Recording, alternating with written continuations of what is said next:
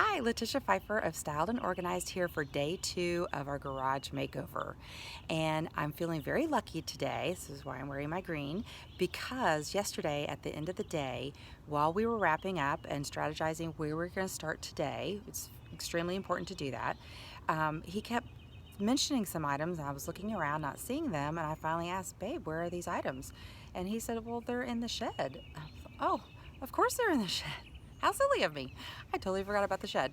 So we took a peek in there and I realized we would need to start in the shed to add those items into the piles we have going over here by the garage, so that we could make sure not to miss getting anything into the garage that needs to go there. Nothing worse than getting to the end of the job and turning around and seeing that last item that needs to go into that space. It can really make your day just end on a bad note. So you want to make sure you have everything out and accounted for before you start actually placing items. So in my lucky green, we're going to tackle the shed and we'll show you before and afters. And anybody who's wondering if we are still doing great on day 136 of our new marriage, well, of course we are. This is fun. It is taxing on the mental and physical part of your body, which is all of it, but we're creating memories and we're laughing and we're finding treasures, and it's just a fun experience, something we can talk about for years. So here we go.